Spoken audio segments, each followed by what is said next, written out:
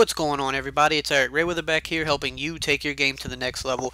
And today I am back with something that's been requested for probably over a month now. It's just something that I haven't gotten around to yet, but people have been asking me for a good 2-point conversion play, and this kind of can double also as a red zone play when you're, inside that 6-5 yard line where it's really hard to score. It's hard to run, but it's really hard to pass. People have been asking for this. For a while, I didn't feel like I had a good enough play because I'm not the type of person that's going to post a play if the success rate isn't at least half the time or more. I want it to be a high success rate if I'm going to post it. And just truth be told, I didn't have plays that I thought were good enough to post and say, yeah, you can rely on this play. Until one of my tournament buddies actually flew this play in, so I'm going to give him credit for that. Some of you may know him if you're in the tournament community. He goes by Dash. He's been in the tournament community pretty much as long as I have, maybe a little bit longer, the past decade. Real good player, comes up with a lot of good stuff, and he actually tipped me off on this and said, hey, if you want, you can put it on your channel. And I said, well, that's perfect because people have been asking for a great 2-point play for a while now. So I tested it out. I ran it in some games, and it definitely holds up. So now that I've put it through the test, I know that I can bring it to you guys with confidence. Now, it's in the single back tight slots formation, and the play is called Y Flood. Now, the key here is you want your best, tallest, spectacular catch, jumping wide receiver at the X spot where I have Dez Bryant, because we're going to be high pointing him. This is one of the glitchiest high point passes in the game. As far as 2-point conversions go and scoring when you're inside that 10-yard line, high point passes are typically going to be your best bet in terms of scoring or getting the 2-point conversion consistently, because it's just hard for the computer to defend them. Now, this is one of the glitchiest high point outs or passes that I have seen this year, bar none. This thing it's really hard to stop. So the setup is simple. All you want to do is take the A tight end and you just want to drag him. So basically what you're doing here is you're looking to throw the high point pass to X right when he cuts across the middle, and you want to do this by holding the LB button and his receiver icon. You want to hold it down, and that's going to throw a high point pass.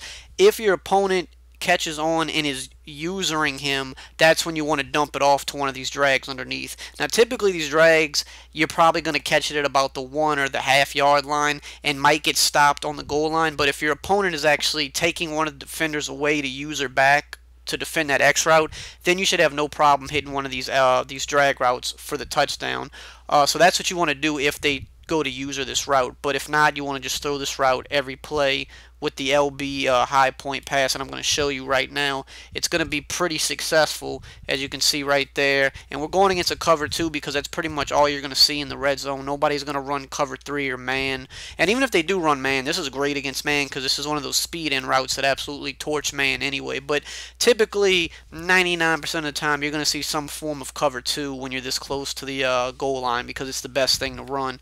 So we'll just throw it a few more times to show you it's consistent. It gets in an area of the field that it is just extremely hard to defend. And even if you have a computer defender near him, because of how glitchy these high points are, they typically are going to dumb out a little bit and not defend it. You're going to have to user defend this. And like I said, once you user defend it, that's when you can dump it off to these drags underneath. As you can see, I'm going to throw it a few more times.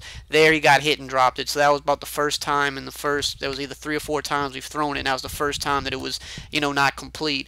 There, he's right back at it. He got hit that time, still held on to it. That's why you want a good receiver here, because in some instances he will get wrapped up as soon as he catches the ball, and in those cases you want the good receiver so that he holds on to the ball. He dropped it there because he kind of went for a crazy animation, but this is going to be something that's going to work more than half of the time, and that's all you can ask when you're this close to the goal line or you're going for a 2-point play. It's very hard to have a play that works every single time, but this one you're going to be looking at 7 out of 10 times. You could see we've thrown it about 7 or 8 times and only have dropped it twice.